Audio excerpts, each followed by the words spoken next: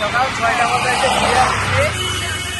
Serial দিচ্ছি থেকে Bangla motor এ পাশে পরিবারের ঘুরে আপনার মোতালেব প্লাজার পিছন গেটে ওইখান থেকে সেই সকাল 6টা বাজে।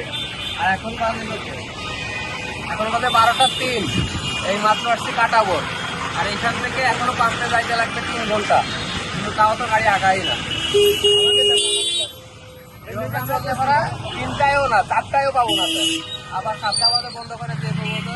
সময় কাজ চালাবো না। দেশে তেলের দাম বাড়াইছে 20 টাকা, এটা বুঝলাম যে তেলের দাম 20 টাকা বাড়াইছে, তাহলে আমার পাম্পে এত সিরিয়াল দেওয়া লাগবে। যদি স্বাভাবিক আগের দামেই তেল থাকতো তাহলে সিরিয়াল দিতাম, সমস্যা সমাধান দেশ তেলের সংকটে চলবে। কিন্তু এখন তো সংকট নাই।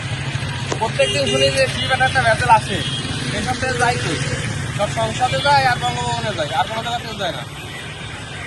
এর আগে বললেন যে আরেকদিন যাইতে যাইতে আগের দিন বৃহস্পতিবারে আসছিলাম বিকাল 3টা বাজে।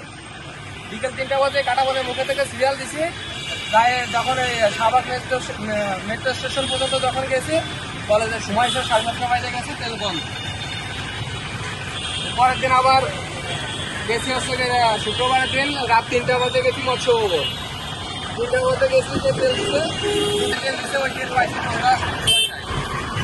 ওই দিন ওরা বলছিল যে আমরা তেল 18,000 লিটার আনবো, সকালে দিতে পারিনি, তেল সেইটা ওরা দিচ্ছিল, তাও তেল দিচ্ছিল মাত্র 1500 টাকা। 1.5 দিন সাইকেল যদি 1500 টাকার তেল পাই, প্রাইভেট 1500 টাকার তেলে কয় ঘন্টা চলে? আমার তো অফিস আছে, ডিউটি আছে, অনেক কিছু। দাম বাড়ায় লাভ হলো কি লাভ? দাম 20 টাকা বাড়াইলো, তাহলে পাম্পে আসবো, আসলাম ডাইরেক্ট পাম্পে লাইন লাগাইতাম, তেল নেবো, চলে যাবো স্যার, টাকাও দেবো, সব কিছু দেবো, হয়রানি করবো, রাত্রে 1500 টাকার তেল হলে কয়দিন চলে?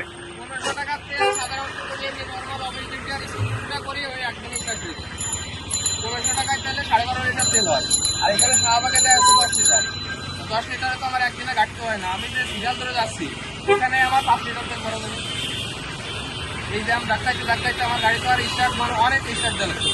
এইভাবে দিতে যদি আমার 12 টাকা 10 লিটার দেয়, 1200 টাকা আগের দাম। 1200 টাকা তেল নিয়ে যদি আমি 500 টাকার তেল এখানে খরচ করি, তাহলে 60 টাকা তেল খরচ করবো।